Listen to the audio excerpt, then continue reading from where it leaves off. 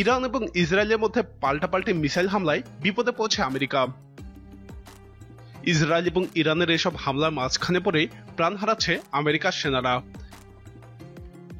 Iraq এবং Syria লক্ষ্য করে ইরান এবং ইসরায়েলের এসব মিসাইল হামলায় মার্কিন সেনারাই বিপদে পড়বে বলে আশঙ্কা প্রকাশ করেছেন মধ্যপ্রাচ্য বিষয়ক শীর্ষ মার্কিন কমান্ডার জেনারেল ফ্রাঙ্ক ম্যাকেঞ্জি।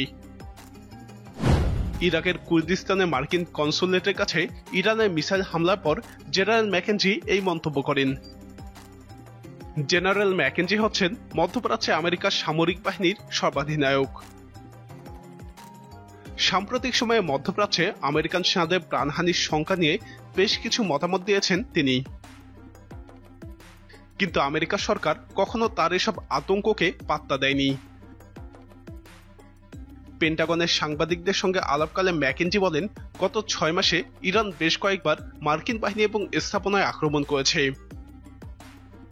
তবে সেখানে মোতায়েন মার্কিন কমান্ডারদের অত্যন্ত কার্যকরী পদক্ষেপের কারণে মার্কিন প্রাণহানি ঠেকানো গেছে। যদিও ম্যাকেঞ্জি এবং অন্য মার্কিন কর্মকর্তাদের দাবি, মার্কিন কনসুলেটের কাছে আঘাত হানা ইরানের ওই মিসাইলের লক্ষ্য কনসুলেট ছিল না। ইরানও দাবি করেছিল ক্ষেপণাস্ত্রগুলো গোপনে ইসরায়েলি ঘাঁটি লক্ষ্য করেই ছোড়া হয়েছে।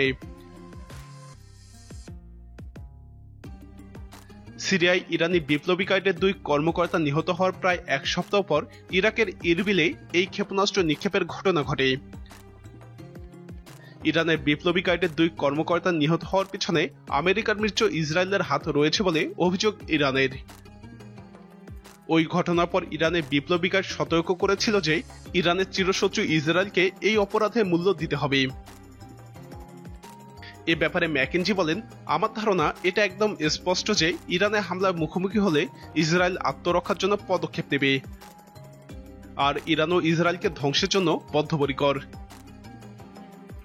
তবে ইরান এবং ইসরায়েলের এই পাল্টাপাল্টি মনোভাব নিয়ে চিন্তিত জানিয়ে তিনি বলেন, আমি ইরান এবং ইসরায়েলের এই পাল্টাপাল্টি মনোভাব নিয়ে উদ্বিগ্ন, কারণ অনেক সময় এই কারণে আমাদের বাহিনী ঝুঁকিতে থাকে, তা ইরাক বা সিরিয়া যেখানেই হোক না কেন। এই বিষয়টি আমাদের উদ্বেগের কারণ। অর্থাৎ ইসরায়েল এবং ইরানের দ্বন্দ্বে বলি পাঠা হচ্ছে আমেরিকা। এদিকে ইসরায়েলের বিরুদ্ধে কঠোর অবস্থান নিয়েছে ইরান। মোসাদ প্রতিবেশী রাষ্ট্র ইরাকে বসে যদি ইরানের বিরুদ্ধে গুপ্তচর বৃত্তি অব্যাহত রাখে, তাহলে ইসরায়েলের গোয়েন্দা সংস্থাটির ঘাঁটিতে আবারও হামলা করা হবে বলে হুঁশিয়ারি দিয়েছে ইরান। আইআরজিসির মুখপাত্র রামেজিন শরীফ বলেন, ইরাকের স্বায়ত্তশাসিত কুর্দিস্তান অঞ্চলের কর্মকর্তারা যদি ইসরায়েলের গুপ্তচরাবৃত্তির তৎপরতা বন্ধে কার্যকর ব্যবস্থা না নেয়, তাহলে মোসাদের ঘাঁটিতে আবারও হামলা চালানো হবে। জেনারেল রামেজিন শরীফ বলেন, যেসব ঘাঁটি থেকে ইরানের নিরাপত্তা ব্যবস্থার উপর হামলা চালানো হয়, সেসব ঘাঁটি ধ্বংস করা আমাদের অধিকার। এটি ইরানের জন্য রেড লাইন। তিনি জানান, সাম্প্রতিক হামলার আগে ইরাকে নিযুক্ত ইরানের রাষ্ট্রদূত ইরাজ মাসজেদি বেশ কয়েকবার ইরাকের কুর্দিস্তান অঞ্চলের নেতাদেরকে মোসাদে ঘাঁটি থাকার ব্যাপারে সতর্ক করেছেন। জেনারেল রামেজান শরীফ বলেন, আমাদের নিরাপত্তা যদি হুমকির মুখে পড়ে, তাহলে আমরা সেগুলোর উপর হামলা চালাতে মোটেই দ্বিধা করব না।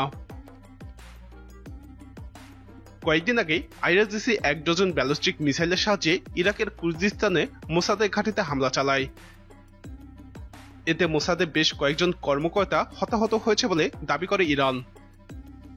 আইআরজিসি এই হামলার দায়িত্ব স্বীকার করেছে।